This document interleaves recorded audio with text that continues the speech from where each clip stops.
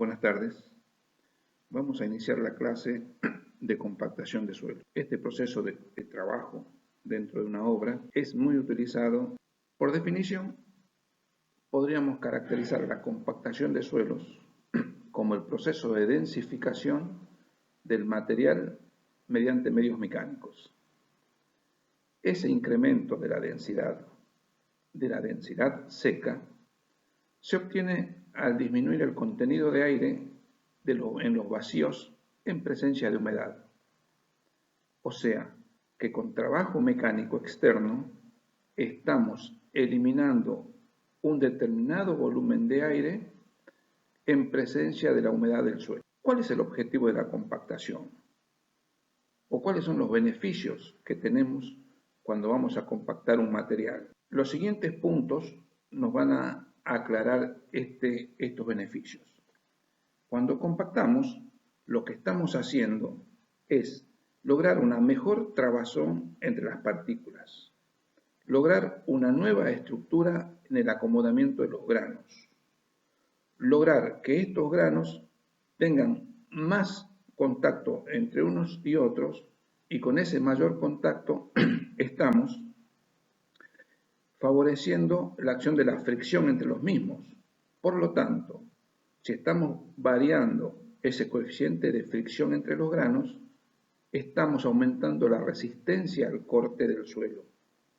Por lo tanto, al compactar, estamos aumentando también la capacidad de carga del suelo. Cuando compactamos, también logramos disminuir la posible compresibilidad de los suelos, o sea, estamos disminuyendo las posibles deformaciones o asentamientos que pueden tener los mismos cuando son sometidos a una carga externa. Ya tenemos dos beneficios muy visibles de cuando estamos compactando un material.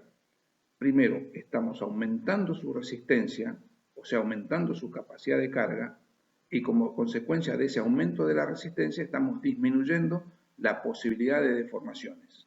Otro beneficio que tiene el compactar el material suelo es que al disminuir la relación de vacíos, estamos eliminando la posibilidad de que el agua se mueva en una forma libre, o estamos de alguna manera tratando de que el agua tenga mayores problemas en atravesar su masa. Eso se traduce en la reducción de la permeabilidad de un suelo. La permeabilidad, ya saben ustedes, es la posibilidad del agua de viajar por los intersticios del material cuando estos huecos se encuentran conectados. Si nosotros de alguna manera cerramos esos huecos o logramos minimizar esos vacíos, también estamos minimizando la posibilidad de la presencia de agua y del movimiento del agua. Otro beneficio de cuando compactamos un material es que estamos reduciendo el potencial de expansión, de contracción o expansión por congelamiento. ¿Cómo se explica esto? Nosotros no logramos cerrar todos los vacíos, siempre va a haber vacíos dentro de la masa de suelo, y en esos vacíos también está la posibilidad de que se introduzca el agua. Si el agua se introduce en un material y por algunos cambios de temperatura ese material líquido se congela, ese congelamiento genera un aumento de volumen.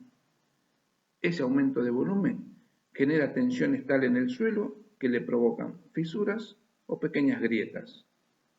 Cuando ese hielo se descongela, esas grietas que antes tenían un determinado espesor, esas pequeñas fisuras ahora tienen otro volumen. Y en ese otro volumen está la posibilidad de que vuelva a entrar agua y vuelva a congelarse y vuelva a generarse tensiones de expansión. Por lo tanto, cuando estamos compactando, estamos tratando de eliminar esa posibilidad de que el agua penetre en los vacíos, de que esa agua se congele y que ese congelamiento genere variaciones en el volumen del material. O sea, ya vimos 4 grandes beneficios que tiene un material compactado respecto a su comportamiento cuando esté en situación de servicio. La compactación aumenta la resistencia, disminuye las deformaciones, al disminuir los vacíos, disminuye la posibilidad de que el agua entre en el mismo, y al disminuir esa posibilidad de agua dentro del material, disminuye el potencial de expansión. Pasemos a otra diapositiva.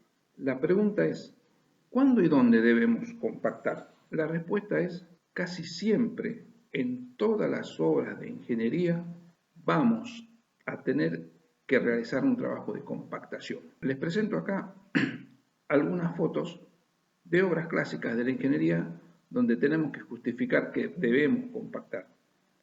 En el primer caso, tenemos el acceso a un puente, ¿sí? Y tenemos unos muros de tierra armada en un lateral y encontraremos el muro en el otro lateral, donde la piel del hormigón, ¿sí? Está sujeta por unos flejes metálicos hacia el interior del terraplén. De la cara posterior, de la cara de atrás, también la piel de hormigón estará sujeta por unos flejes metálicos que tratarán de atravesar todo el espacio interno de este terraplén. Bueno, todo ese espacio interno del terraplén ha sido rellenado con suelos que son compactados por capas. Los suelos compactados generan sobre los flejes de la piel de hormigón una fricción tal que hacen que la estructura se mantenga estable. O sea, a la vista externa tenemos una pared de hormigón, en el interior hay suelo compactado y ese suelo compactado debe dar la estabilidad a toda esta estructura. Si pasamos a otra obra clásica de la ingeniería, una presa fundamentalmente está compuesta por un núcleo, en general un núcleo impermeable, por los espaldones aguas arriba y espaldones aguas abajo. El núcleo se conecta con los espaldones, también con otros materiales, a veces con otras formas de material llamados filtros. Ahora, ¿cómo construimos cada una de estas partes de una presa? El núcleo, en general, está compuesto por un material impermeable. ¿Y cuál es el material impermeable nuestro conocido que mejor se podría adaptar a esta circunstancia? Los materiales cohesivos, las arcillas. Un suelo arcilloso es el ideal para colocarlo en el núcleo. ¿Y cómo lo colocamos? Con capas de 20, 30, 40 centímetros y la compactamos. Otra capa, otros 30 centímetros, colocamos y compactamos. Otra capa, 30 centímetros, colocamos y compactamos. Colocamos y compactamos. Colocamos y compactamos. ¿Qué pasa con los filtros que es la unión entre el núcleo y los espaldones? Los filtros son otros materiales granulares compuestos por material fino, mediano, arenoso o gravas, que son la unión entre el núcleo y los espaldones. También los filtros los colocamos por capas y lo compactamos. Lo colocamos por capas y lo compactamos. Lo colocamos por capa y lo compactamos y así sucesivamente. Y los espaldones también. Si bien están constituidos por material mucho más grueso, también debemos colocarlos y compactarlos. O sea, tenemos que darle estabilidad a toda esta estructura. Estamos justificando, como hemos dicho anteriormente, en dónde vamos a compactar y la primera respuesta mía es siempre o casi siempre. Vayamos a otro caso. Tenemos un suelo natural con una determinada densidad natural y por alguna razón el peso de la estructura que vayamos a construir quizás requiera de que esta densidad del suelo sea más alta de la densidad natural. Entonces, ¿qué vamos a hacer? O lo vamos a hacer un tratamiento, quizás agregándole otros materiales, ¿sí? Y luego de eso, todas las capas inferiores a donde posiblemente se asiente esta nueva estructura, la compactaremos adecuadamente para que tengan una densidad seca mayor a la densidad anterior, pero esta nueva densidad permitirá que se apoye o que se construya la nueva estructura y tenga una menor posibilidad de asentamiento. O sea, obviamente estamos de nuevo justificando la necesidad de compactar en todas nuestras obras de ingeniería. Les presento ahora unos paquetes típicos de pavimentos o de caminos. Ya sabemos, un paquete estructural típico de un pavimento que puede ser flexible, o sea, los pavimentos de concreto asfáltico, o un pavimento llamado pavimento rígido, que son los pavimentos que tienen como capa de rodamiento el hormigón. Digo, un paquete clásico son, en general, abajo el terreno natural se denomina subrasante. Luego está la subbase, luego está la base y luego está el pavimento propiamente dicho. En el otro tipo de pavimentos, en el otro tipo de caminos, digamos, abajo siempre tenemos la subrasante, luego viene la subbase, luego viene la base y después viene el pavimento o capa de rodadura propiamente dicho. ¿Y acá dónde tenemos que compactar? La subrasante, por definición, la parte del terreno natural que soporta todo el paquete estructural, hay que adecuarla y compactarla para que reciba todo el peso propio de la estructura y el peso rodante de los vehículos que después circularán. La subbase, que puede estar compuesta por distintos materiales, también habrá que compactarla y llevarla a una densidad que permita la colocación de la base, la cual también será colocada y compactada, y posteriormente la de la capa de rodamiento o el pavimento propiamente dicho, que también será colocado y compactado adecuadamente. Similar situación la vamos a encontrar cuando construyamos un pavimento de tipo rígido o un pavimento de hormigón. Compactaremos o acomodaremos la subrasante, colocaremos y compactaremos la subbase, colocaremos y compactaremos la base y después colocaremos y los vibraremos o haremos los trabajos propios del hormigón para generar la carpeta de rodamiento. ¿Hay otros tipos de obras donde vamos a compactar? Sí, por supuesto. Cuando hacemos un tendido de redes, sean redes de tendido de agua potable, sean redes de tendido de cloacas o de servicios cloacales, o sean redes de tendido de fibra óptica, en general, esas obras se constituyen lo que sería una excavación en el terreno, la colocación de la cañería correspondiente o del elemento que estamos, del ducto que estemos construyendo, y después de hacer la excavación y la colocación de esa cañería o la construcción de ese ducto, tendremos que rellenar la zanja cuidadosamente para no dañar lo que hemos, la cañería colocada, y trabajaremos por capas compactándolas nuevamente para tratar de llevarlas a su estado natural original, para que no sufra deformaciones. O sea, en otras obras también tenemos que compactar. Cuando estamos construyendo una vivienda, cuando estamos construyendo una obra tan, digamos, de mucha menor magnitud de la que presentamos en la filmina, también acomodamos el terreno, lo nivelamos y lo compactamos, mucho más en las zonas donde van la parte interior de la vivienda, donde vamos a construir el piso y el contrapiso, asentados sobre el terreno natural. Ya nuestros obreros, nuestros albañiles, ya tienen experiencia suficiente para saber que para que los pisos no se deformen, no se muevan, no generen algún tipo de perturbación en el confort de la vivienda, ¿sí? Acomodan el terreno natural, lo compactan, a veces con elementos mucho más precarios que lo utilizamos en obra, con algunos pisones manuales o pisones hechos por ellos mismos, compactan el suelo natural, lo enrasan, lo nivelan y después colocan el contrapiso y colocan el piso.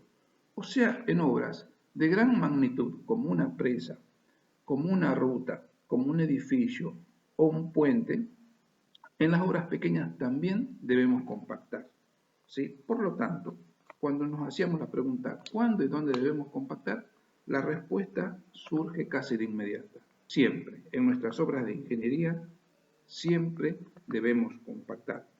Fíjense ustedes, tenemos obras grandes, como los aeropuertos, como los muelles de un puerto, donde la magnitud de la obra es inmensa.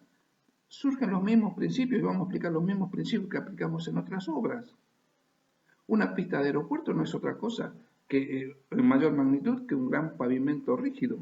Cuando estamos rellenando las paredes, un muro de un muelle donde vamos a sentar una playa de contenedores para cargar los barcos, vamos a hacer el muro del muelle y después toda la zona interior la vamos a rellenar y compactar.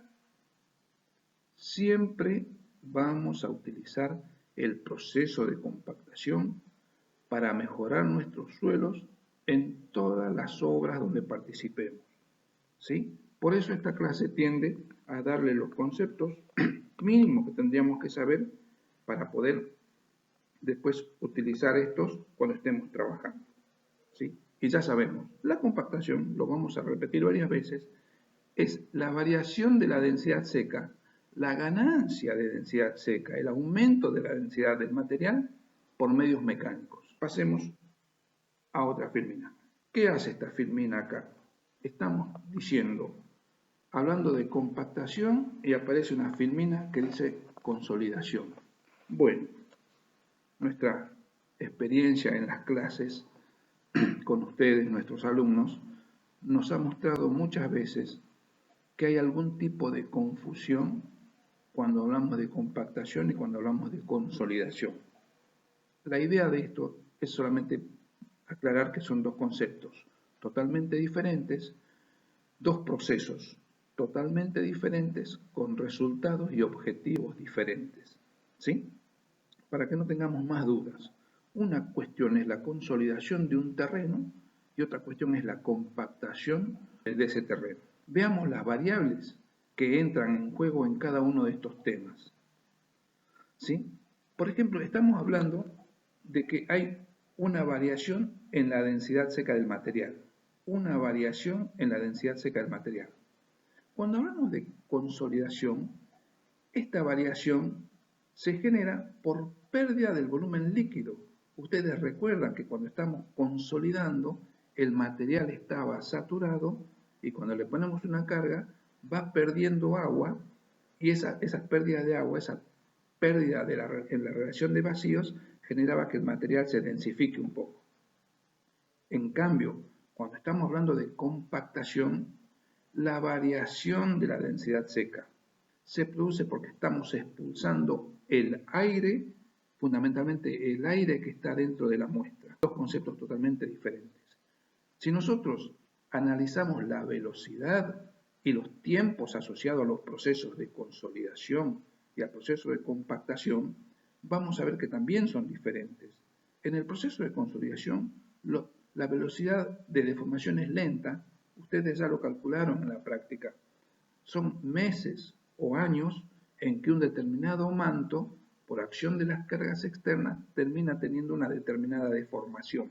En tanto, cuando hablamos de compactación, ese proceso de variación es rápido, son horas, porque estamos trabajando por capas, porque estamos trabajando con equipos mecánicos pesados, porque estamos entregando energía mecánica de gran, digamos, de gran magnitud para tratar de sacar la mayor cantidad de aire de ese material y para tratar de producir, digamos, una capa más resistente. Por lo tanto, las velocidades y los tiempos asociados también son diferentes. ¿Qué tipo de material es el material de estudio cuando estamos hablando de consolidación? Cuando hablamos de consolidación, en general ya lo hemos definido más de una vez. Estamos hablando de materiales muy finos, cohesivos o arcillosos, compresibles, ¿sí? Y en general están saturados, o sea, materiales blandos, materiales de poca resistencia saturados, que ante la acción de la carga externa van a tender a deformarse. En cambio, cuando estamos hablando de compactación, estamos trabajando con materiales naturales pero en otras condiciones. O a veces estamos hablando de materiales que vamos a tratar de traer de otro lugar, de otro depósito, de otra cantera, y lo vamos a colocar en nuestro lugar de trabajo y en ese lugar le vamos a hacer el proceso de compactación. Nunca vamos a compactar o vamos a usar materiales, por ejemplo, arcillosos, cohesivos, en una compactación. Tenemos que usar materiales de mejor calidad, suelos naturales de tipo limosos o limo-arenosos o suelos granulares, a los cuales tampoco vamos a llegar a saturarlos. En cambio, cuando estamos hablando de consolidación, el material natural que estaba en la capa en estudio está en general en estado de saturación. Otra diferencia sustancial. Cuando hablamos de aplicar cargas en estos procesos que estamos comparando, las cargas en la consolidación son cargas casi estáticas, porque son las que prevalecen, es la carga de la estructura asentada en la superficie del terreno que va a ir produciendo un proceso de carga lento y una deformación lenta en el terreno. En cambio, cuando estamos compactando, las cargas que producen la compactación del terreno son aplicadas por equipos pesados y son cargas dinámicas de alta magnitud. ¿Sí? Conclusión, también acá tenemos una diferencia notable entre ambos procesos. Y ustedes fíjense una variante final, cuando estamos ensayando los materiales involucrados en estos dos procesos. En el proceso de consolidación, cuando hacemos el ensayo de consolidación, ensayamos el material para determinar los coeficientes que nos permitan calcular la deformación final, el asentamiento de ese manto, y que nos permitan calcular los tiempos asociados a esa deformación. El ensayo de consolidación tiende a determinar esos coeficientes. En cambio, cuando hablamos de compactación, el objeto del ensayo es determinar los parámetros del suelo en un estado óptimo. Los parámetros del suelo al que denominamos peso por unidad de volumen seco y humedad óptima. Entonces ya hemos visto que hay una diferencia entre los procesos, en los ensayos y en las cargas asociadas a estos dos procesos llamados consolidación y compactación, y esperamos que no podamos confundirnos de acá en adelante. Sigamos. Entonces, ahora vamos a explicar el ensayo más común o más conocido en los suelos nuestros, en los suelos locales, para poder determinar sus parámetros, ¿sí? Lo vamos a hacer explicando el ensayo Proctor número 1, también llamado ensayo Proctor normal, y si ustedes leen alguna norma internacional, se va a llamar ensayo Proctor T99. El volumen del molde es el molde chico, un volumen aproximado de 940 centímetros cúbicos. El molde consta de un cilindro metálico, una base metálica y un collar que entra dentro del cilindro. Y vamos a hacer uso de la imaginación. Estamos en un laboratorio, sobre la mesada tenemos una bandeja de chapa, en esa bandeja colocamos aproximadamente 2,5 kilos, 3 kilos del material que queremos ensayar. Ese material, lo dijimos en algún momento, es un material de grano fino, ¿sí? Es un material limoso, limo arenoso, puede ser limo arcilloso, ¿sí? Y vamos a utilizar esas cantidades, entre 2,5 kilos y 3 kilos de material. En el laboratorio tenemos bandejas, cucharas, elementos del laboratorio propios, balanzas de precisión, estufa de temperatura controlada, todos aquellos elementos necesarios para ejecutar un ensayo. Y el equipo propio para este ensayo, ya lo dijimos, lo reiteramos, va a ser un molde, llamado molde chico, que tiene, lo reiteramos, una base metálica y un collar. Y vamos a usar un martillo o pistón que tiene en este caso 2,5 kilos de peso total entre su cuerpo y la varilla. Una caída libre de 30 centímetros o 30,5 centímetros, que son 12 pulgadas. Lo que queremos buscar es una curva, una determinada curva que me representa el ensayo de compactación y por lo tanto el proceso de compactación. Lo que tenemos que buscar es una curva. Para lograr esa curva vamos a tratar de trabajar en 1, 2, 3, 4, 5 puntos. 5 o 6 puntos, ¿sí? Los puntos necesarios para lograr luego trazar una determinada curva. La pregunta es, ¿cómo obtengo cada uno de los puntos de esta curva? Bueno, ahí va la explicación. Hagamos de cuenta que acá vamos a tener el primer punto, o acá estaría ubicado el primer punto. Ese punto tendría que tener una determinada humedad inicial y una determinada densidad seca asociada a esa humedad, ¿sí? ¿Y cómo lo vamos a lograr? Entonces, la ejecución de este primer punto es la siguiente. En esa bandeja que dijimos que tenemos sobre la mesada de un laboratorio y a donde hemos colocado, pongámosle para este caso 2,5 kilos de material, si no está en estado seco, en estado, digamos, con bastante poca humedad, le agregamos humedad hasta tener una humedad inicial. ¿Cuánto sería esta humedad inicial? Para los suelos locales, para los suelos esos suelos colorados, esa tierra colorada que ustedes ven que salen de nuestras canteras y colocamos en obra, Un punto inicial, una humedad inicial, siempre está cercana al 14%, 15%, ¿sí? Entonces, de ese material que colocamos en nuestra bandeja, modificamos su humedad llevándole aproximadamente a un 15%. A ese material lo mezclamos, lo homogeneizamos, ¿sí? Y cuando vemos que toda la masa está en un estado parejo, en un estado homogéneo, comenzamos a trabajar en el molde. Colocamos una capa de ese material de aproximadamente 8 o 10 centímetros. Ese material está suelto y le empezamos a aplicar golpes de pisón. Un golpe, dos golpes, tres golpes, cuatro golpes, hasta llegar a 25 golpes distribuidos en toda la capa. Colocamos una segunda capa de material, también entre 8 y 10 centímetros de altura, 8 centímetros es habitual, ¿sí? Y a esa segunda capa de nuevo le entregamos 25 golpes de pisón. Bien repartidos en forma uniforme en toda la superficie, y a esa segunda capa ya le hemos entregado de nuevo 25 golpes de martillo. Colocamos una tercera capa de material, y a esa tercera capa de material nuevamente le entregamos 25 golpes de martillo. Como dijimos que este molde es de acero indeformable, la tercera capa, junto con la colocación del collar que va por arriba del molde, seguramente esa tercera capa de alguna manera va a sobrar el enrase de la superficie del molde.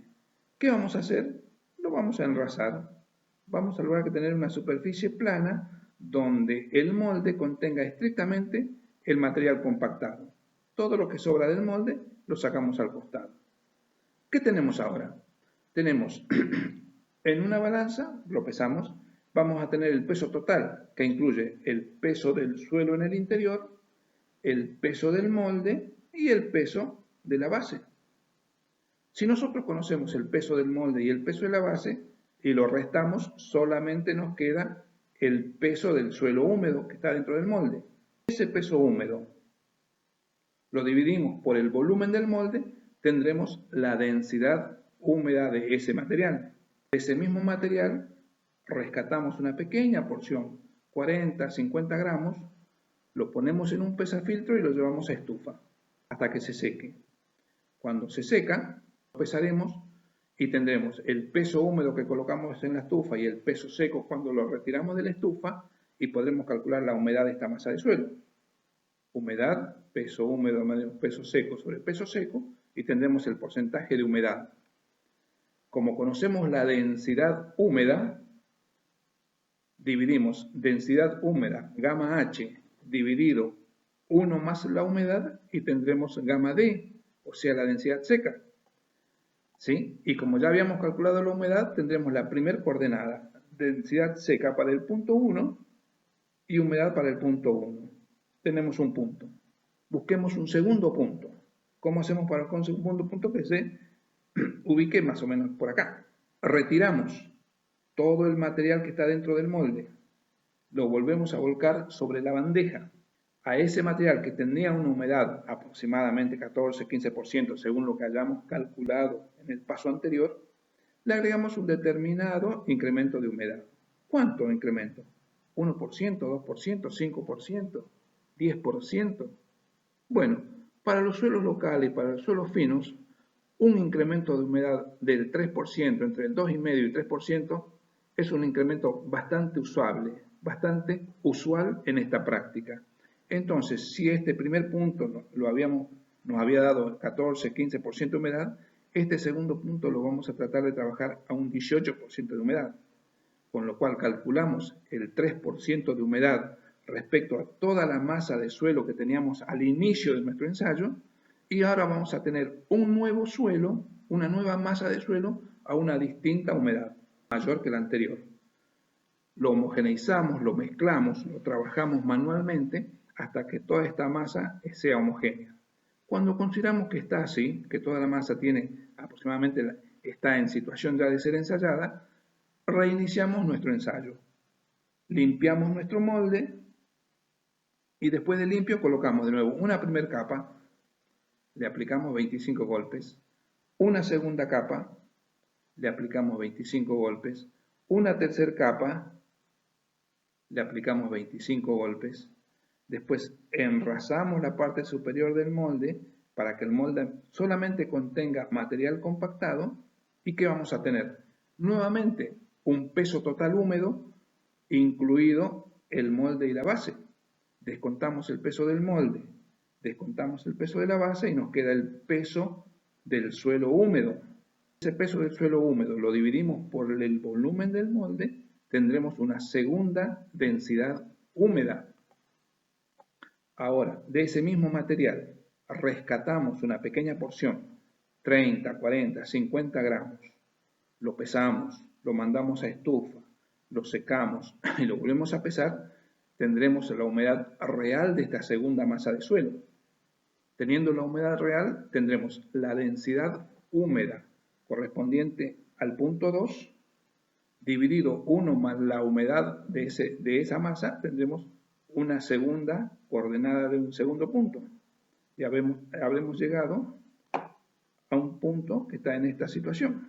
De la misma manera, construimos un punto que está en otra posición, siempre agregándole una determinada cantidad de agua, otra determinada cantidad de agua, otra determinada cantidad de agua, y calculando siempre primero la densidad húmeda, y lo dividimos por 1 más la humedad y nos va a dar la densidad seca. La densidad húmeda dividido 1 más la humedad nos da la densidad seca, o el gamma D.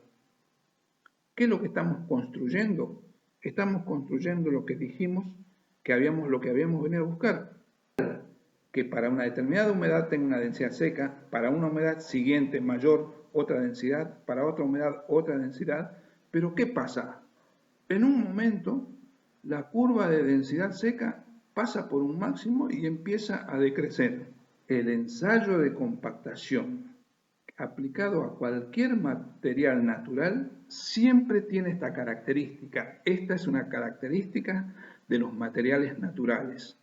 En presencia de agua, tienen una parte de crecimiento de su densidad, un sector que pasa por la zona de máximos y una parte donde empieza a decrecer la densidad seca.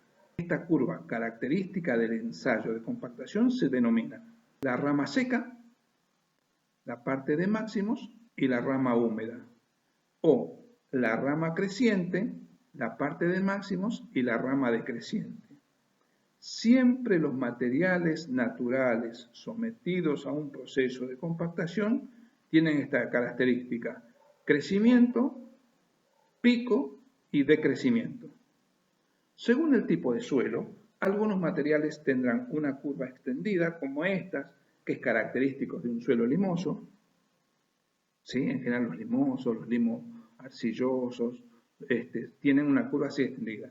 En cambio, otros materiales, como las arcillas, los suelos arcillosos, que tienen mayor capacidad de captar agua, que tienen minerales que fijan su agua a su masa, a veces tienen curvas más extendidas. Los materiales arenosos, gravosos, los materiales granulares que tienen poca capacidad de captar agua a su alrededor, tienen curvas más puntiagudas y menos extendidas, más puntiagudas y menos extendidas. O sea, que las curvas siempre van a tener una rama creciente y una rama decreciente. Ahora, la amplitud de esa curva va a depender del tipo de material. El valor de las densidades también va a depender del tipo de material, pero conserva la característica de crecimiento, punta y decrecimiento, o rama seca, zona de máximos y rama húmeda. Este concepto vale para todos los materiales. La forma de la curva ya toma características más particulares según el material. Y los valores también toman valores diferentes para cada uno de los materiales. Tanto estemos hablando de la densidad seca o tanto estemos hablando de las humedades. ¿Sí? Pero lo conceptual es que vale para todos los materiales. Entonces, esta es la curva de un ensayo Proctor. ¿Y cómo calculamos sus parámetros? Tomamos el máximo, lo llevamos a la ordenada y sabremos el valor numérico de la densidad seca máxima de ese material. Tomamos el máximo, vamos a buscar en el otro eje y tendremos el valor de la humedad óptima del material ensayado. Ya les digo, son parámetros teóricos obtenidos en laboratorio, pero esos son los que nos permiten conocer el futuro comportamiento de ese material cuando lo estemos trabajando en obra, cuando estemos haciendo un relleno, cuando estemos haciendo un terraplén o cuando estemos compactando el material natural. Pasemos a la siguiente filmina. Les presento acá una planilla clásica de cómo se calcula y cómo se dibuja el ensayo Proctor en laboratorio. No está muy clara, muy prolija, pero se las explico. En los datos de la planilla van los datos de la obra, qué material estamos usando, el volumen del molde, el peso del molde con su base, y en cada una de estas columnas tenemos el punto 1, 2, 3, 4, 5 puntos en que hemos realizado el ensayo. El ensayo se hace por lo menos con 5 puntos y en general tratamos de realizarlo con 6 puntos para que sea más completo. En la primera columna tenemos el peso total, el peso del molde más la base más el suelo húmedo. En la segunda columna, si le descontamos el peso de la base más el molde, nos queda el peso del suelo húmedo, de la muestra húmeda dentro del molde. Si al peso de la muestra húmeda lo dividimos por el volumen de la muestra del molde, nos queda la densidad húmeda. Ya tenemos el gamma H del suelo, para el punto 1, para el punto 2, para el punto 3, para el punto 4, para el punto 5. Ya tenemos el gamma H. Ahora tenemos que calcular la humedad para cada uno de estos puntos a medida que fuimos realizando el ensayo. Entonces, cuando tenemos haciendo el ensayo en el primer punto, rescatamos una pequeña porción del material del molde y lo ponemos en un pesafiltro, en el pesafiltro 1. Ese pesafiltro 1 tiene su propio peso, 30, 32 gramos, 35 gramos, lo que sea. Más el peso húmedo, después tenemos el peso húmedo de la muestra con el pesafiltro y el peso seco de la muestra con el pesafiltro. Eso nos permite calcular la humedad del punto. Si tenemos la humedad del punto y tenemos la densidad húmeda dividido 1 más la humedad nos da la densidad seca.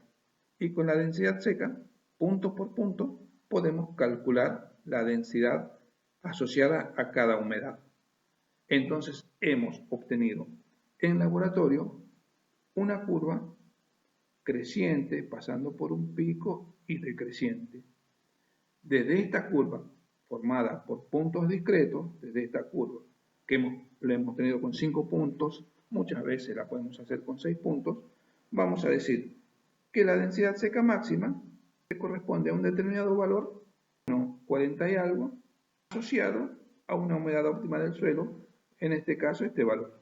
Este es el trazado de la curva teórica y estos son los valores máximos obtenidos de esa curva. ¿Sí? Y ya hemos venido lo que se llaman los parámetros del suelo. Si lo viéramos aproximadamente el mismo ensayo, como lo hemos visto en clases anteriores, a un suelo como un sistema trifásico, lo veríamos de esta manera. El suelo en su inicio, en el primer punto, prevalecen las partes sólidas con mucha cantidad de aire y poca cantidad de agua que está envolviendo a las partículas. Es un suelo que está, un suelo seco, digamos, un suelo con una humedad bastante baja. Si nosotros le agregamos agua y lo compactamos después, vamos a tener que las partículas sólidas ya se encuentran envueltas con agua, ¿sí? Se reduce la cantidad de vacíos, primero porque parte de los vacíos están llenados de agua y segundo porque el proceso de compactación hizo que las partículas tengan una nueva trabazón, tengan un nuevo acomodamiento. Eso hace que la densidad crezca, que la densidad seca se vaya para arriba, ¿sí? Y vamos disminuyendo la cantidad de aire. A medida que incrementamos la cantidad de agua y lo sometemos también al mismo proceso de compactación de ese trabajo externo, tenemos que las partículas cada vez tienden a juntarse más, a estar más cerrado, tendemos a eliminar más la cantidad de aire que está en el interior de la partícula y hemos aumentado la humedad desde este punto hasta este punto. O sea, el suelo está más húmedo, las partículas están más juntas, están más trabadas y hemos tratado de reducir la mayor cantidad de aire posible en el interior. Seguimos aumentando la humedad del material, pero ¿qué pasa ahora? Hay mucha agua dentro de la masa de suelo. El aire no lo podemos eliminar, dijimos, se va a mantener un cierto volumen de aire y esa agua, producto del proceso de compactación, el agua intenta, por ser incompresible, intenta quedarse dentro del volumen y expulsa una parte de los granos del suelo. O sea, el material está mucho más húmedo que antes, el volumen de agua es mayor que antes, el volumen de vacíos permanece similar a lo de este punto, entonces ahora dentro del volumen total se ha expulsado alguna cantidad de material sólido. Por lo tanto, si un determinado volumen que tenía un volumen, digamos, elemental de 1 centímetro cúbico de sólido que pesaba 2,7 gramos, ahora lo hemos reemplazado por 1 centímetro cúbico de agua que pesa 1 gramo. La conclusión es que la densidad baja, la densidad seca del conjunto baja. De la misma manera, si seguimos aumentándole agua, seguimos aumentando el grado de humedad de ese material, el agua trata de permanecer dentro del volumen, el aire trata de mantener su volumen a partir de estos puntos, el volumen de aire sigue estando, y la presencia de mayor cantidad de agua, pasando desde acá hasta acá, ha generado la expulsión de cierta parte del sólido. El sistema no se encuentra saturado, esta palabrita acá está mal empleada, el sistema se encuentra con muy alto grado de humedad, pero no se satura, porque si se satura no tendríamos cantidad de aire.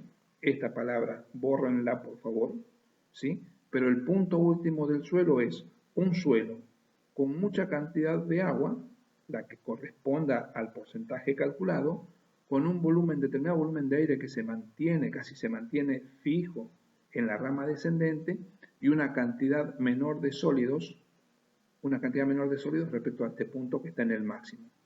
Conclusión, la densidad seca va creciendo, pasa por un óptimo o un máximo y después la densidad crece, la densidad seca va decreciendo. Ya dijimos, un proceso que pasa en todos los materiales naturales. ¿Sí? Veamos otra fórmula. Acá tenemos el caso de un mismo suelo sometido a distintos grados de compactación o sometido a distintas energías de compactación. Tenemos como referencia la curva inicial. La curva inicial, esta la de 25 golpes. Esta es nuestra curva inicial para un mismo material que ya dijimos la podíamos acompañar de la llamada curva de saturación o línea de saturación que me marca la distancia del volumen de aire que queda entre el suelo real y un suelo teórico al cual habíamos logrado saturarlo. ¿Qué pasa si a ese material mío, que yo lo trabajé con 25 golpes, ahora por alguna cuestión constructiva, por alguna cuestión de la recomendación de algún calculista, yo necesito entregarle mayor energía? Si yo le entrego mayor energía, los granos del suelo van a tender a juntarse mucho más que antes. Los granos del suelo van a tender a tener mayor trabazón. Si tienen mayor trabazón y están más juntos que con la energía anterior, una deducción lógica y rápida es que para un mismo volumen del molde va a haber mayor cantidad de granos, porque se han acomodado mejor. Si hay mayor cantidad de granos, su densidad seca va a subir. Pero si hay mayor cantidad de granos, hay mayor cantidad de volumen del molde ocupado por granos, va a haber una menor cantidad de agua para lograr ese máximo. Si yo a mi mismo material le entrego una energía mucho mayor, en vez de 30 golpes por capa, 35 golpes por capa, o quizás hasta 56 golpes por capa, que es el ensayo Proctor modificado, yo voy a lograr siempre curvas que tienden a ir desplazándose hacia la izquierda y que hacia arriba y hacia la izquierda. Conclusión, a mayor energía específica aplicada sobre el mismo material, las curvas del ensayo de compactación tienden a tener valores de densidad seca cada vez más altos asociados a humedades óptimas cada vez menores. Valores de densidad seca cada vez más altos asociados a densidades menores. ¿Sí? O sea, mientras nosotros entregamos más energía, vamos corriendo la curva y generamos lo que denominaríamos una línea de máximos de ese material. Ese mismo material, con esta energía, tiene este máximo, pero con esta otra energía tiene este máximo, con esta otra energía este máximo y así sucesivamente. Pero con cualquiera sea la energía de compactación que estemos trabajando, con cualquier energía específica de compactación que estemos trabajando, nunca vamos a tocar la línea de saturación. Siempre va a haber un espacio, un volumen, siempre va a haber una cantidad de aire en su interior que nos va a decir que no hemos logrado eliminar todo el aire. Siempre queda un volumen de aire dentro de nuestros suelos. Y la existencia de esta curva de saturación o esta línea de saturación o esta curva de cero vacíos, como se denomina en algunos libros, existe y no toca a las curvas de ensayo. Son sensiblemente paralelas a la rama de bajada, a la rama descendente o a la rama húmeda, pero sin tocarlas, ¿sí? Eso desde lo conceptual significa que no hemos eliminado el aire que está contenido en la masa del suelo. Esto es de laboratorio. O sea, en laboratorio, cualquier ensayo que hagamos, siempre vamos a tener, y cualquier energía que le entreguemos nos va a permitir obtener una curva del suelo para esa energía asociada. Esa curva del suelo, esa curva ensayada, nos permite obtener la densidad seca máxima para el determinada energía y la humedad óptima para ese estado. Si hemos cambiado la energía, vamos a tener otra curva. Estamos hablando siempre del mismo suelo. Si hemos cambiado la energía, vamos a tener otra curva y otros valores numéricos de la densidad seca máxima y otros valores de la densidad óptima. Esto es lo conceptual. Esto logramos en laboratorio. En laboratorio, el material que vamos a utilizar en determinada obra nos obliga a tener estos parámetros. Peso por unidad de volumen seco es lo mismo que densidad seca, es lo mismo que gamma D. Siempre para cada gamma D máximo, para cada densidad seca máxima, vamos a tener una humedad óptima. La humedad donde mejor se conjugan las tres fases del suelo, la parte sólida, la parte líquida y la parte gaseosa, es donde conforman, digamos, un estado que es el más estable, un estado que es para esas condiciones el menos permeable, un estado que es para esas condiciones el más resistente. ¿Sí? Y con esos valores es después lo que vamos a trabajar en obra. Vayamos a otra filmina.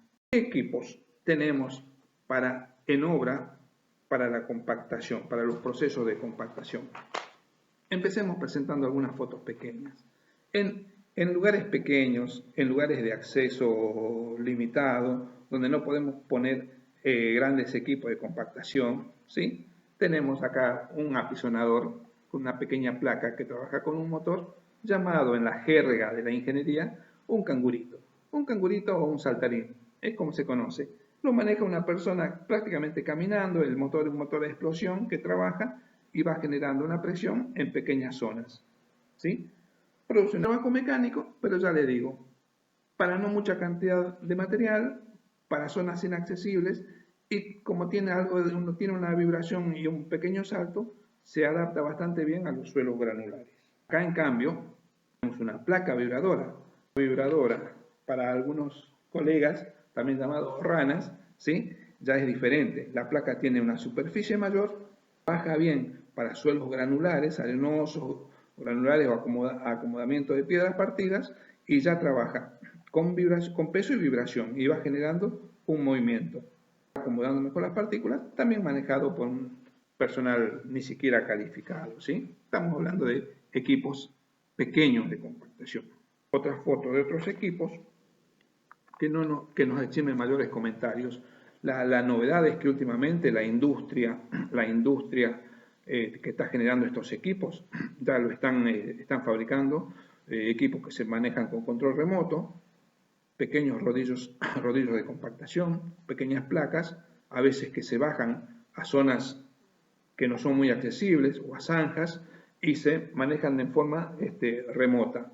¿Sí? En forma remota se varía la velocidad, en forma remota se puede variar algún tipo de la frecuencia con que trabajan y los equipos van y vienen, por ejemplo, estos pequeños equipos para zanjas, ¿sí? O para obras lineales y, digamos, funcionan muy bien. Pero a nosotros lo que nos interesa en realidad los equipos pesados para nuestras obras de ingeniería, los equipos pesados que nos van a permitir el trabajo de magnitud y el trabajo en nuestros grandes proyectos. Les presento acá el famoso pata de cabra. El famoso pata de cabra, en este caso de arrastre, que irá arrastrado por algún camión o algún tractor, ¿sí? Donde todo el peso del cilindro, que a veces permite incluso causarle algún tipo de carga, ¿sí? A veces tienen unas ventanas donde podemos llenarlo de arena o llenarlo de agua, todo el peso del cilindro más todo su bastidor se concentra en una línea de las pezuñas, ¿sí? Ustedes fíjense que si tuviéramos hipotéticamente asentando el suelo solamente se va a sentar todo peso en estas cuatro patas, y en estas cuatro patas que tienen una superficie muy pequeña. Entonces cada vez que el equipo pasa por el suelo, genera presiones muy altas sobre el material, presiones muy altas del orden de los 40 a 50 kilogramos por centímetro cuadrado, porque todo el peso de la estructura, más todo el peso del lastre, más todo el peso del equipo propio, se ven concentrados en estas pequeñas cosas, y cada vez que va avanzando muy despacio, al punto siguiente descarga sobre esta línea, al punto siguiente descarga sobre esta línea, o sea, toda la carga está concentrada en pequeñas superficies que generan una gran presión sobre el suelo. Esa presión es de tal magnitud que rompe la resistencia del suelo, produce un nuevo acomodamiento de las partículas y va generando lo que se denomina una compactación de abajo hacia arriba. De abajo hacia arriba. Un equipo llamado pata de cabra es el más común de todos. El mismo equipo pata de cabra, pero ahora una versión de dos equipos adosados, respectivos arcos de carga, y después van a ser de arrastre. Van a tener mayor producción, van a tener mayor capacidad de trabajo, pero fíjense ustedes, todo el marco, toda la estructura que es de acero, después se apoya también acá en este caso solamente en cuatro patas. Todo el peso se concentra en estas patas y ese peso hace que el material decididamente quede bien compactado. Equipo clásico para materiales cohesivos o limosos cohesivos, materiales finos. En tanto, la industria avanza cada vez más y ahora tenemos lo que llamamos rodillos pata de elefante, que también tienen el principio de los patas de cabra, pero con superficies mayores.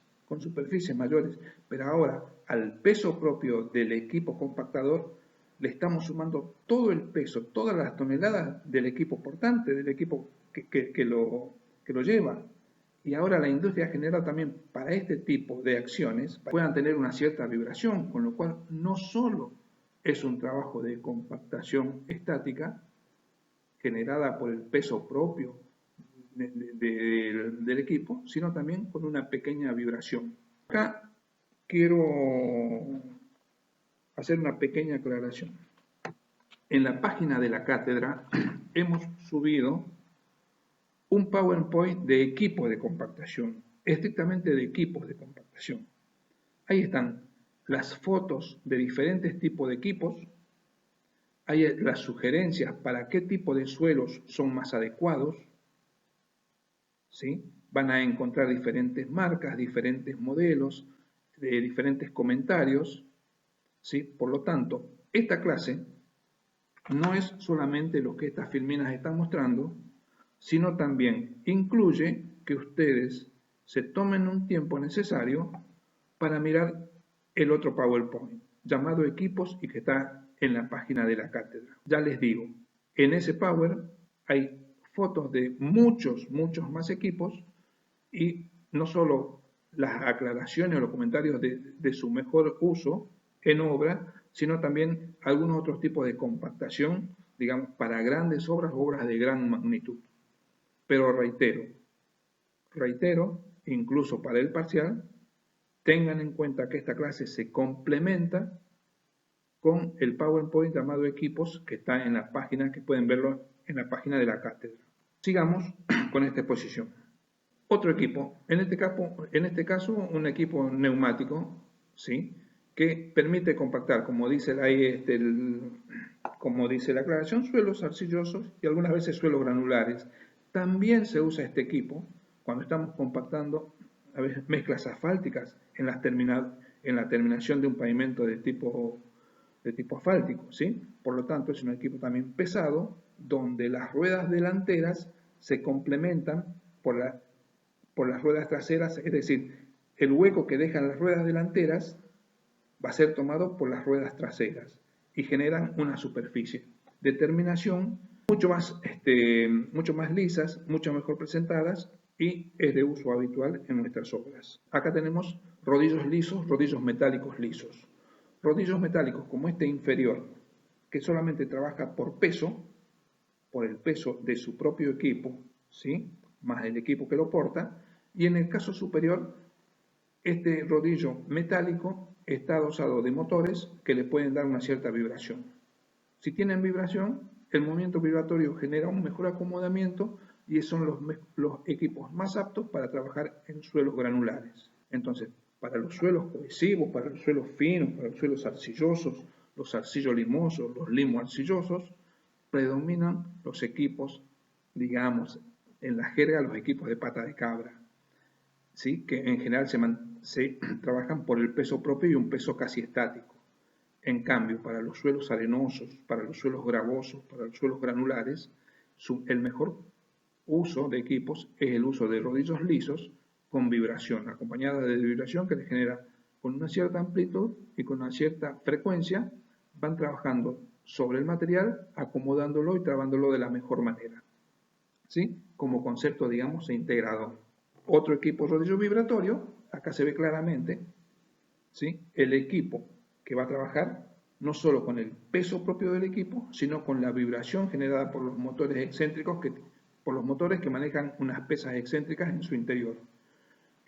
Son pesados, fíjense, hay equipos de más de 10 toneladas y equipos livianos para obras más pequeñas, pero el que los mostramos acá son estos equipos pesados que también tienen variación de su frecuencia y al variar la frecuencia también varían, digamos, la posibilidad de uso en diferentes tipos de materiales. Siempre los equipos de compactación trabajan a velocidades muy bajas. Acá estamos diciendo de 2 km por hora, a veces podemos ir en otros tipos de suelo o según el espesor de la capa compactada, podemos ir hasta 4, 5 o hasta 7 km por hora, pero no mucho más, no mucho más. El equipo de compactación prácticamente trabaja a paso de hombre o levemente superior, pero a velocidades muy bajas. Es de esa manera en que se logra transmitir su acción mecánica y de esa manera logramos hacer el compactado del material en una obra, ¿sí? Ya dijimos entonces que estos equipos de tipo vibratorio son los más aptos para compactar materiales granulares. Y entonces ahora, ¿cómo es la secuencia de un proceso de compactación en una obra real? ¿Cómo es la secuencia, el plan de trabajo que nosotros debemos tener en cuenta cuando estamos trabajando en una obra? Bueno, las fotos nos muestran lo siguiente. Fíjense ustedes, en la primera foto, un camión con el material ya preparado en otro sitio, ¿sí? El camión está descargando, está formando una capa del terraplén que estamos haciendo. Detrás del camión ya hay un equipo, que puede ser una motoniveladora o una pala cargadora o el equipo que la empresa nos asigne en ese momento. Vamos a tratar de que lo que descargó el camión, emparejarlo lo mejor posible para generar una capa de un espesor más o menos constante. Después vendrá otro camión que estará en viaje, se colocará más adelante, volcará, vendrá otro camión, se colocará más adelante, volcará, vendrá otro camión, se colocará más adelante y volcará. Y este equipo, en este momento, la única función que está cumpliendo es emparejar lo que ha vertido el camión en cada una de sus descargas. Está emparejando y está generando una capa de material suelto de un espesor más o menos constante. Después de que el camión descarga y un equipo ha enrasado o ha nivelado o ha emparejado lo que el camión ha descargado, entra a trabajar, me voy a la foto de abajo, entra a trabajar el equipo de compactación. ¿Sí? O sea, el camión descarga, esta es una secuencia continua. Acá no estamos perdiendo tiempo, digamos.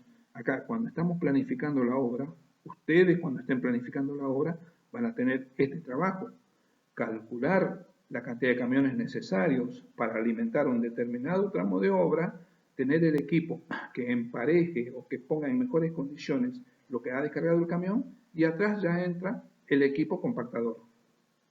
¿Este camión qué trajo? Trajo un material preparado en algún otro lugar de la obra.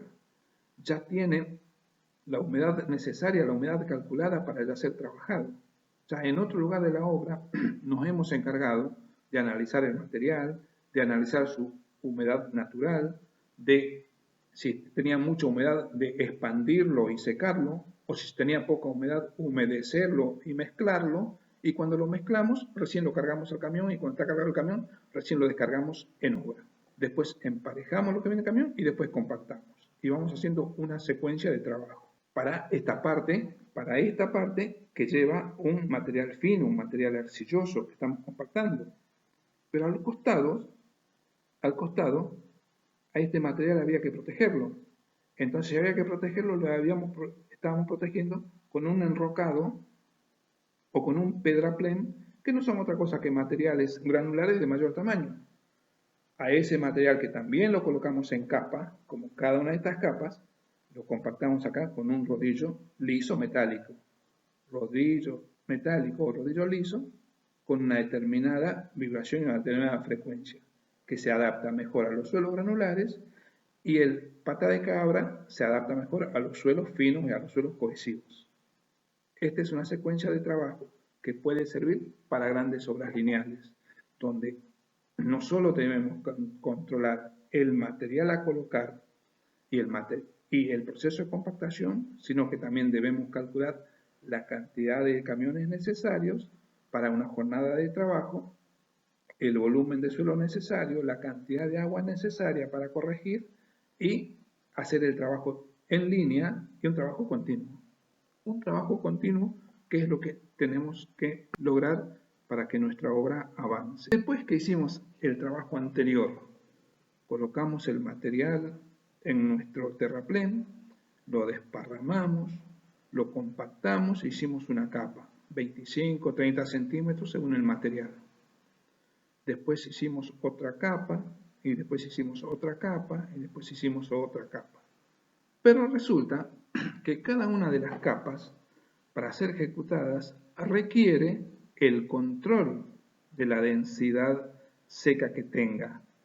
Si esa densidad seca que tiene es la adecuada, permitimos o nos permiten la inspección de obra o los encargados de obra hacer la capa siguiente. Si no, no nos permiten seguir trabajando. O sea, debemos controlar la compactación que estamos ejecutando capa por capa. Capa por capa vamos controlando las densidades, y si estas resultan adecuadas, recién se nos permite continuar con la capa siguiente. Entonces empezamos a hablar de lo que se denomina control de compactación. ¿Cuál es el concepto que vamos a manejar acá? El concepto es simple, lo vamos a denominar ¿qué grado de compactación tiene la capa que yo acabo de trabajar? ¿Qué grado de compactación tiene? Y la definimos de la siguiente manera. La densidad de campo, la que vamos a obtener cuando la calculemos en el trabajo que recién acabamos de realizar, la vamos a dividir por la densidad seca teórica, la que obtuvimos en el laboratorio, y la vamos a multiplicar por 100. O sea, el grado de compactación es un porcentaje de este cálculo, de la densidad de campo dividida la densidad teórica. Y en general, ¿cuánto tiene que dar el grado de compactación de una capa que yo estoy trabajando en obra? Ese porcentaje está fijado en los pliegos de especificaciones técnicas particulares de la obra. Siempre, reitero, siempre el pliego de especificaciones técnicas debe decir cuál es el grado de compactación necesario para ser aprobado el trabajo. 95%, 97%, 98%, 92%, sea el porcentaje que sea, que va a depender del tipo de material, va a depender del espesor de la capa, va a depender dónde está colocada la capa, si está muy abajo de las capas de rodamiento o está cerca de la capa de rodamiento, según su ubicación. Los pliegos de especificaciones técnicas deben especificar qué porcentaje debemos superar. Pongámosle el 95%, el 96% del teórico. Entonces, nuestro control de compactación será verificar que en nuestra obra, en nuestra capa, por lo menos, obtenemos el 95% de la densidad teórica obtenida en el laboratorio a través de esa curvita de ensayo, del ensayo Proctor que hicimos en el laboratorio. Pero antes de empezar a calcular qué grado de compactación tenemos, nos queda una duda grande porque ahí queda una zona gris que no hemos hablado. ¿Cómo pasamos desde el valor teórico del laboratorio, donde obtuvimos una densidad seca máxima y una humedad óptima, a que esos valores los podamos representar en la obra, los podamos obtener en la obra? Para obras pequeñas, en general, con la experiencia de los ingenieros, de los capataces, los oficiales que manejan equipos son un muy buen ayudante de los ingenieros porque nos descargan sobre nosotros toda su experiencia, ¿sí? Pero para obras más complejas, de mayor magnitud, es recomendable que tratemos de hacer un terraplén de prueba. Un terraplén de prueba. ¿Y qué es esto? Me voy a valer de una de las fotos anteriores. Ahora le vamos a dar otro sentido a esta foto. Un terraplén de prueba es una pequeña construcción que tendrá unos 80, 50, 80, 100 metros de longitud a lo máximo, ¿sí? De longitud. Tendrá un ancho de unos 3 metros, 3 metros 50 de ancho. Y en esa pequeña obrita que vamos a hacer previo al trabajo real de compactación, vamos a movernos con las variables reales que tenemos en obra, con nuestro material de obra, porque tenemos el depósito, lo tenemos, pongámosle, cerca, con un determinado depósito de material, con las condiciones meteorológicas del lugar, con los equipos reales que nos va a dar la empresa para trabajar, con el personal real que va a realizar ese trabajo. En esas condiciones nosotros tenemos que hacer una pequeña construcción, ya le digo, 60 metros, 80 metros de largo, por unos 3 metros de ancho, y vamos a colocar capas, pongámosle de 30 centímetros de espesor.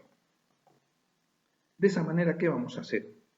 Primero, vamos a ver cómo se obtiene el suelo natural de nuestra cantera, que pongámosle esta por algún lugar, qué humedad tiene y cómo vamos a corregir en obra, si hace falta secarlo o hace falta humedecerlo.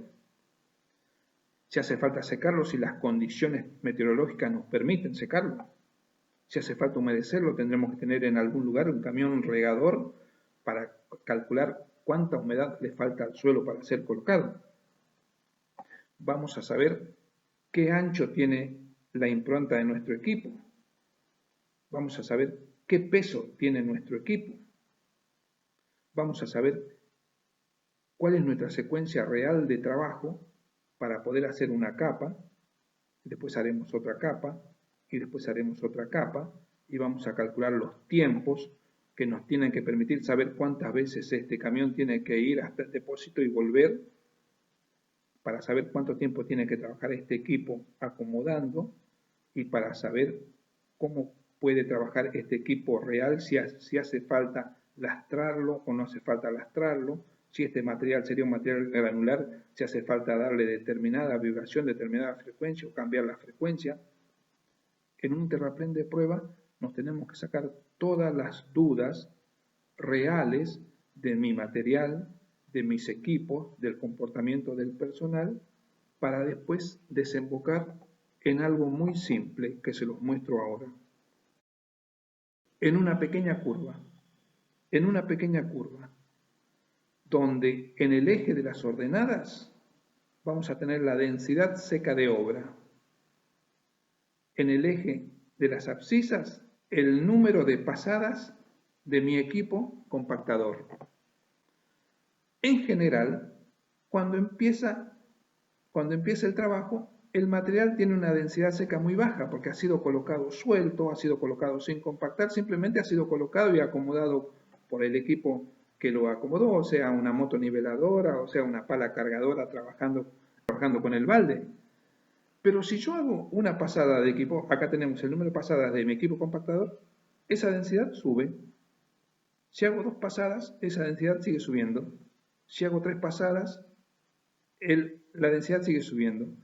Hasta que llega un momento en que el suelo empieza a mostrar una conducta asintótica. ¿Con cuántas pasadas llegamos a este valor? ¿Con 6, 7, 8 pasadas, 10, 12? Bueno, dependerá de cada material, dependerá del espesor de la capa, dependerá de las condiciones de trabajo, dependerá de todos esos factores reales que nos encontramos en la obra y que no tenemos en el laboratorio. Pero tener a mano esta curva del crecimiento real de la densidad seca en obra me dice que yo tengo que llegar a una determinada densidad, que es la que yo tengo que comparar con la que me dio el laboratorio, y me dice que la logro, por ejemplo, con 8 pasadas de equipo. Entonces ya tengo un dato esencial.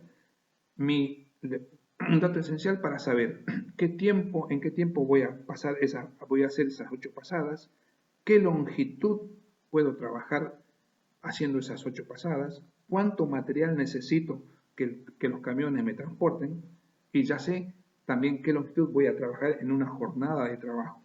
Pero fundamentalmente el terraplén de prueba me tiene que decir con cuántos números de pasadas en condiciones reales de obra para un determinado espesor de material, en cuántos números de pasadas yo me acerco lo más posible a la densidad teórica del laboratorio. Eso me permite realizar el terraplén de obra. Entonces yo sé que en condiciones reales, para una capa de 30 centímetros de un material limo arenoso o limo arcilloso, en determinadas condiciones de temperatura, las condiciones que prevalecen en la zona de obra, con el personal que tengo, todo, yo puedo lo hago en 6, en 7, en 8 pasadas, y con ese número de pasadas estoy acercándome al valor teórico exigido como densidad seca de obra para poder calcular el grado de compactación. Ahora sí, ya sé que voy a trabajar de esa manera. Entonces puedo a esas capas o a las capas reales cuando esté haciendo la obra, hacerle el control de compactación por cada uno de los métodos que estén normalizados o que estén aceptados. El método del cono de arena, el método del volumenómetro de agua, el método del densímetro nuclear, el método utilizando el DCP, que es la penetración dinámica de un cono, o el método del aro de Orville. Son los 5 métodos más conocidos en nuestro país actualmente para hacer un control de compactación. ¿Cuál es el objetivo del control de compactación? Obtener la densidad seca de la obra, densidad seca del material que hemos compactado, y esa densidad seca compararla con la densidad seca teórica del laboratorio. Método del cono de arena. Esto ya lo han visto ustedes seguros cuando habíamos visto relaciones volumétricas, y también lo tenemos entendido en el apunte propiedades índice de los suelos. ¿Sí? Pero repasemos. Siempre cuando estamos haciendo un control de compactación, estamos buscando la densidad seca del suelo en la obra. La densidad seca del suelo en la obra. Y la densidad no es otra cosa que encontrar la relación entre el peso del suelo y el volumen que ocupa ese peso del suelo. ¿Cómo se hace? Hagamos de cuenta que esta es nuestra capa de obra. Y vamos a hacer un punto de ensayo para determinar su densidad. ¿Qué llevamos al campo? Al campo llevamos una determinada cantidad pesada de arena de una granulometría uniforme. Los libros hablan de una arena llamada arena de Ottawa. No vamos a ir a Canadá a buscar esa arena. La norma dice que tiene que ser una arena monogranular, que pase el tamiz 20 y retenga el tamiz 30, cosa que es muy difícil encontrar a veces en las zonas de trabajo, pero la norma también nos habilita a que usemos una arena monogranular de 2 tamices subsiguientes, pongámosle el 10 y el 20, ¿sí? O pongámosle el 8 y el 16, que esos dos también se siguen de tal manera de que si yo tamizo ese material pasando por el de mayor abertura y después reteniéndolo por el de la abertura siguiente, tengamos un material monogranular en estado seco. Eso llevamos a la obra. Una determinada cantidad de arena monogranular en estado seco y conocemos, porque lo hicimos en el laboratorio, cuál es su densidad seca suelta. Densidad seca suelta, que es la densidad, el gamma D mínimo que ya vimos en algunas otras clases. Le calculamos el gamma D mínimo a esa arena.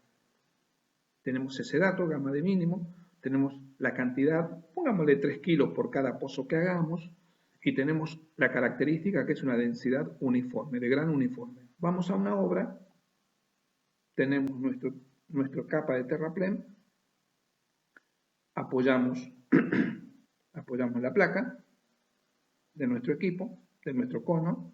Esa placa tiene una abertura circular en su centro y si previamente hemos enrasado, hemos acomodado, hemos tratado de ser lo más prolijo posibles y de tener, digamos, una superficie plana horizontal, ¿sí? Apoyamos la placa, como ya les dije, con una abertura circular en su centro y excavamos esta parte de suelo. Esa parte de suelo lo ponemos en una bolsita, la cerramos, no perdemos ninguna parte y la llevaremos al laboratorio y sabremos cuál es su peso húmedo, porque este material está húmedo, sabremos cuál es su peso húmedo. Perfecto. Y dejé el agujero y me llevé todo el suelo. Si ese peso húmedo lo llevo después a una balanza, y a una estufa y lo seco, después tendré un peso seco. Si tengo un peso húmedo y un peso seco, tendré la humedad del suelo.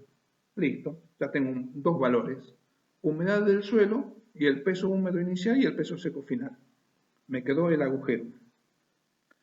Apoyo el cono de arena y abro una válvula esférica que tiene, digamos, en el cuello del cono. Al abrir la válvula, como la arena está seca y es monogranular, la arena escurre fácilmente por el paso de la válvula y por el cono. Y como está seco y en caída libre, cae y rellena el pozo. Sigue cayendo y rellena el cono de arena. Cuando ya no hay más movimiento en esta parte, significa que cayó todo lo que pudo haber caído, sin moverlo, sin trabajarlo, sin vibrarlo, nada. Simplemente por caída libre. Se llenó el pozo y se llenó el cono, cerramos la válvula y en el interior de mi botellón, queda una cierta cantidad de arena. Recuerdo que ya dije anteriormente que nosotros llevamos una cantidad conocida, por ejemplo, 3 kilos de arena. Si yo en el laboratorio, en una superficie lisa, abrí varias veces para saber cuánto se llena en el cono, yo sé que el conito se llena con 900 gramos de arena. Ya tengo otro dato, siempre se llena con 900 gramos de arena.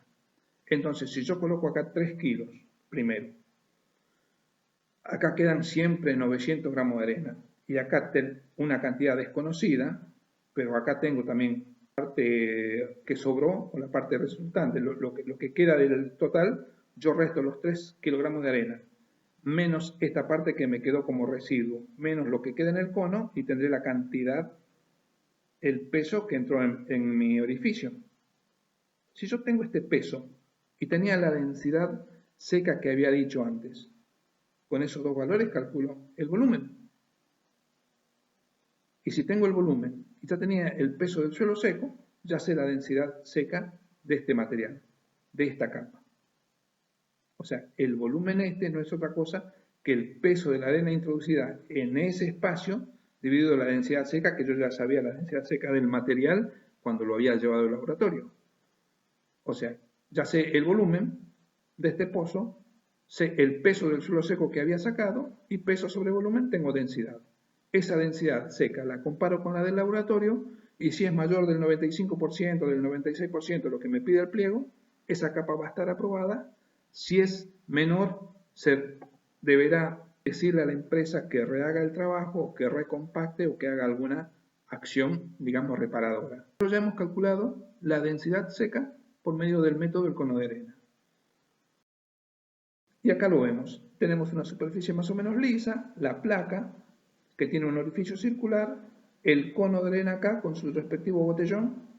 En este botellón ponemos la cantidad de arena, sacamos el suelo del interior de la placa, de la placa, lo ponemos en una bolsita y después lo llevamos al laboratorio, me queda el pozo. Cuando tengo el pozo, coloco la arena, abro la válvula y pasará lo que vimos en la filmina anterior. Esta arena bajará, primero rellenará todo el pozo, después rellenará todo el cono y después se quedará quieta. Cuando se quede quieta, cierro la válvula y ya tendré los tres pesos. El peso recuperado, lo que quedó, el peso que me llena el cono, que ya lo sé porque lo hice en el laboratorio varias veces, el peso inicial y restando desde el peso inicial todos los demás pesos, sé lo que quedó en el fondo. Lo que quedó en el fondo por la densidad o trabajado junto con la densidad seca del material me permite calcular el volumen de ese suelo. Listo, solucionado. Método del cono de arena, simple de ejecutar, pocos equipos manuales de trabajo y conceptualmente solamente tenemos que obtener un peso seco y un volumen. Fácil todavía para suelos finos es determinar la densidad con el método del volumenómetro de agua. El método del volumenómetro de agua tiene el siguiente fundamento. Tengo mi capa a analizar. Este espesor, si es de 20-25 centímetros, esta profundidad será por lo menos de 10 centímetros, 10-12 centímetros. Primero, trabajo la superficie, la dejo lo más plana posible, coloco la plaqueta, la placa esta, que siempre tiene un hueco en su interior, ¿sí? Y voy a sacar todo ese suelo, lo voy a poner en una bolsita y voy a tener un peso del suelo. Cuando está naturalmente va a tener ese peso del suelo húmedo, o después de lo que saque estufa voy a tener el peso del suelo seco, y por diferencia de pesadas voy a saber la humedad.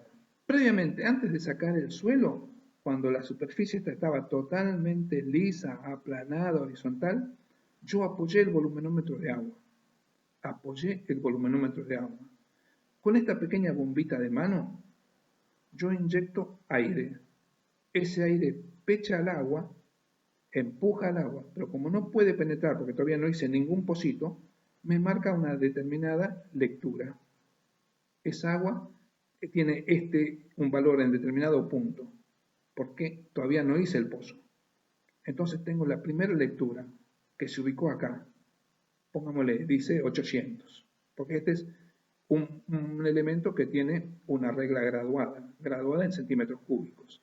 Entonces con la primera lectura marqué, acá me dice 800, estando la superficie sin excavar, plana, prolija, horizontal. Después de tener este valor inicial, retiro el equipo y pongo la placa de nuevo y hago el pocito y saco el suelo. Ese suelo, ya dije, está en estado húmedo, lo pesamos, después lo mandamos a estufa, está en estado seco, lo pesamos, ya también calculamos el peso seco y calculamos la humedad que tiene. Pero ya me quedó el pozo hecho acá. Coloco de nuevo la plaqueta y apoyo de nuevo el equipo. Ahora ya hay un pozo. Con esta bombita se le inyecta aire y este aire empuja el agua. Ahora el agua que estaba anteriormente acá, ahora como tiene un látex, tiene un forrito de látex, ese forrito, ¿sí?, replica fehacientemente la forma del pozo y ahora el agua llena todo este sector. Si el agua llena por presión del aire, baja desde este nivel hasta este nivel.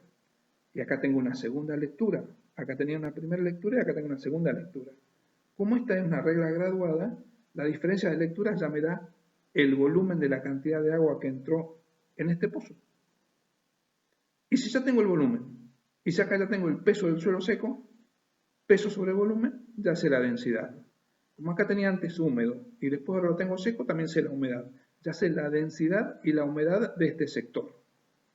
Si es representativo mi trabajo, para cada 100 metros haré por lo menos 3 determinaciones. Si esas determinaciones superan el valor mínimo que nos ha pedido los pliegos de especificaciones, esa cancha se llama, ese tramo o cancha de trabajo está aprobado y se nos permite ejecutar la capa siguiente. ¿Sí? Siempre va a ser así. Debemos aprobar una capa para colocar la capa siguiente. y debemos aprobar la capa siguiente para colocar la capa subsiguiente y así sucesivamente. Cuando estamos trabajando en zonas donde se requiere valores de rápida determinación, es muy práctico utilizar el densímetro nuclear. Densímetro nuclear que tiene toda una última tecnología que porque hay una irradiación de un determinado elemento, ¿sí? Es una medición directa, pero por radiación. Por radiación. Tiene una pantalla el densímetro nuclear, en la facultad tenemos uno, está a cargo de la UIDIC, donde nosotros podemos, en el display de la máquina, podemos poner los valores teóricos, cuánto me dio la densidad teórica del laboratorio y cuánto me dio la humedad óptima del laboratorio. Después apoyamos el aparato en el punto donde queramos hacer la determinación y hacemos una pequeña perforación con una pequeña lanza con un hierro que tiene este mismo espesor, hacemos una perforación en el terreno. Una perforación en el terreno es como un clavo que nos deja una pequeña perforación. En ese agujerito dejado por la perforación, bajamos, liberamos acá el seguro y bajamos este vástago. Este vástago se introduce dentro del suelo, y se introducirá 5 centímetros, 10, 15, 20, 25, 30 centímetros, ¿sí? Nosotros si liberamos el vástago, esto lo llevamos hasta abajo, o sea que este vástago queda en el interior de la masa de suelo.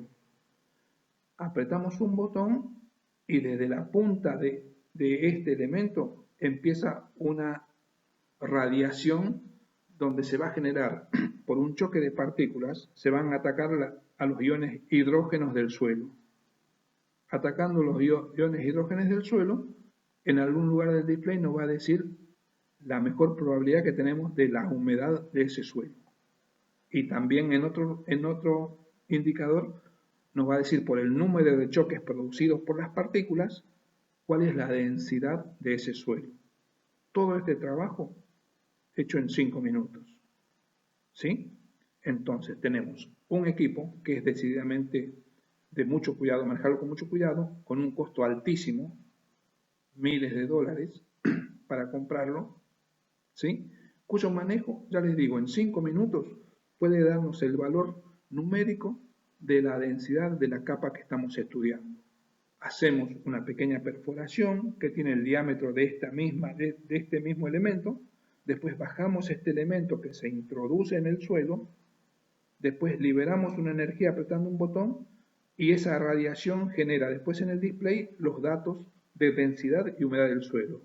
Si nosotros previamente cargamos los datos teóricos del laboratorio, nos da directamente el porcentaje de densidad que estamos buscando, 92%, 98%, 95%, y vamos desde un punto a otro punto, a otro punto y a otro punto, viendo el trabajo del equipo y viendo los resultados que nos está dando. Ya les digo, en nuestro país hasta hace muy poco tiempo no estaba normalizado su uso, pero es de gran practicidad y muchas empresas lo tienen, por lo tanto, se usa de común acuerdo y después se valida por algunos otros métodos.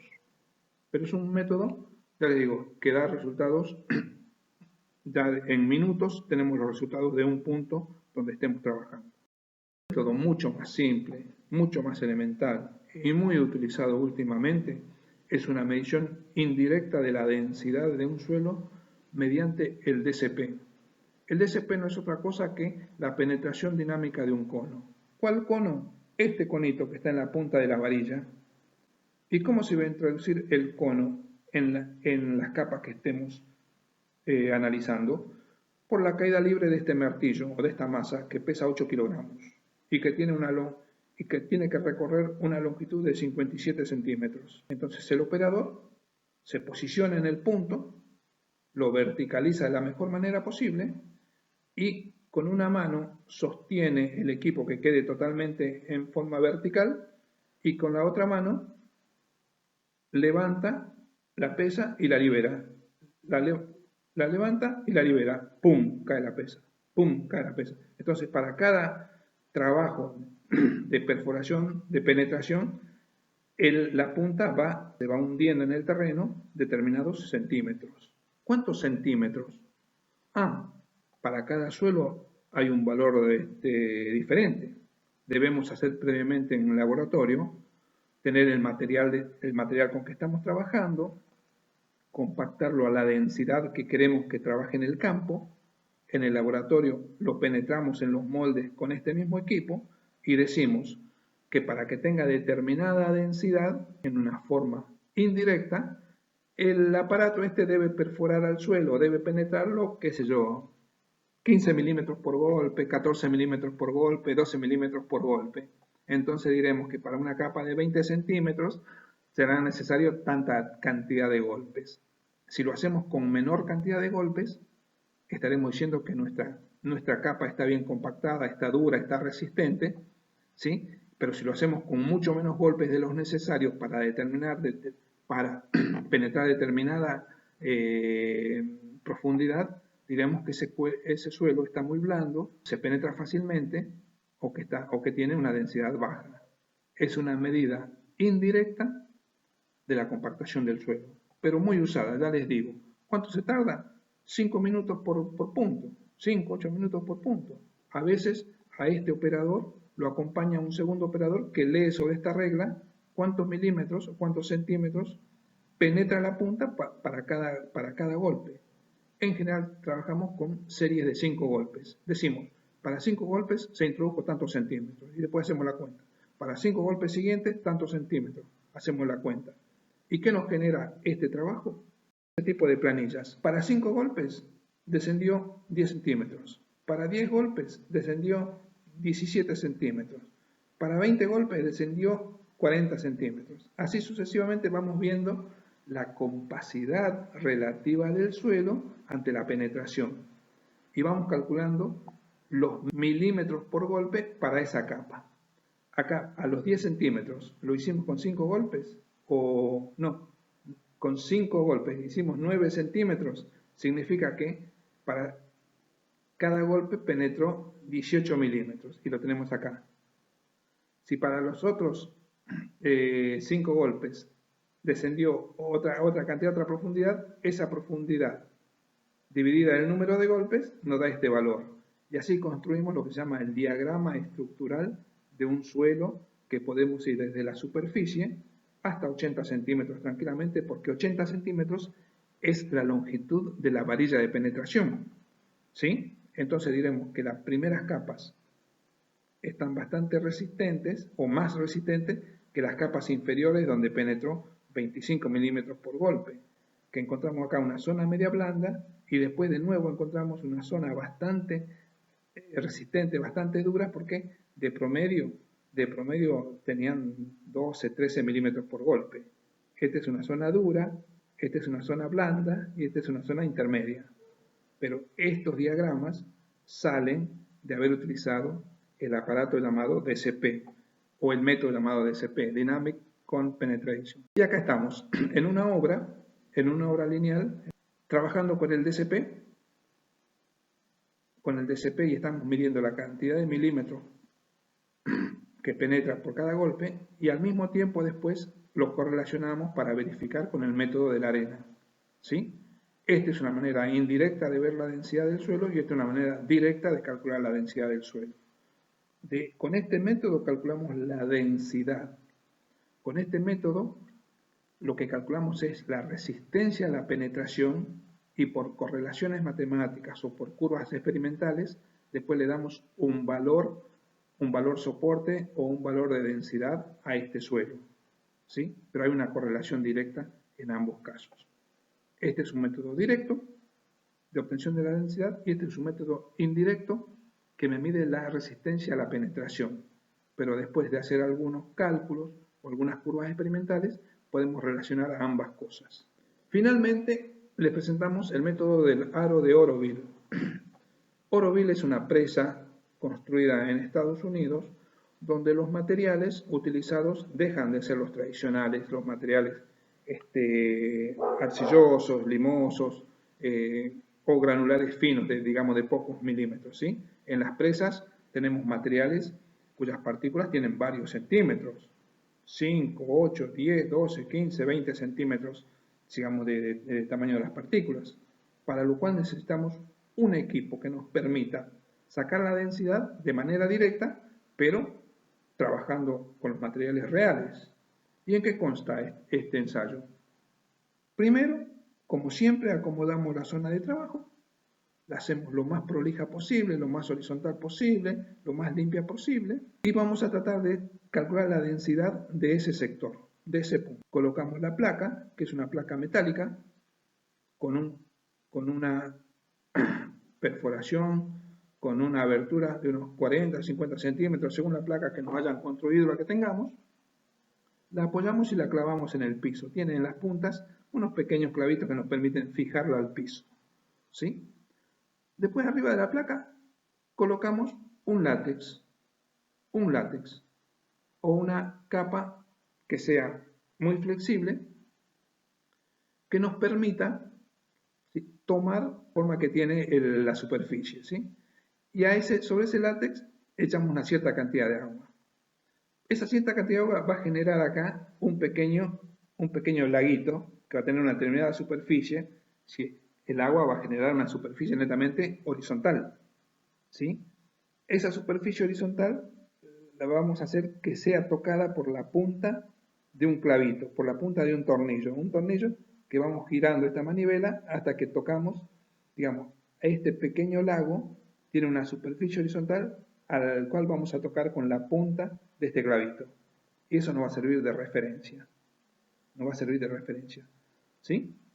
Hemos colocado agua para que esa punta del clavito toque su superficie. Ha generado una superficie horizontal inicial.